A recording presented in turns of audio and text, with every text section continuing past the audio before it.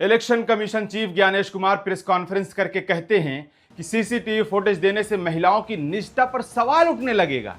यहां सवाल election commission के चीफ ज्ञानेश कुमार से है कि जब इसी चुनाव आयोग की निगरानी में मुस्लिम महिलाओं को अधिकारियों द्वारा जबरन प्रताड़ित किया जा रहा था, उनका स्कार्फ उतरवाया जा रहा था, तब इलेक्शन कमीशन कहां था? ज्ञानेश कुमार जी क्या बताएंगे जब पुलिस वोटिंग के समय मुस्लिम औरतों का बुर्का उठाकर चेकिंग कर रही थी, तब इज्जत और प्राइवेसी का ख्याल क्यों नहीं किया गया?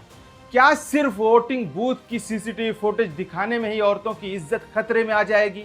बात तो पोलिंग बूथ की हो रही है। पोलिंग बूथ की सीसीटीवी फुटेज देने में आखिर इलेक्शन कमीशन को दिक्कत क्या है?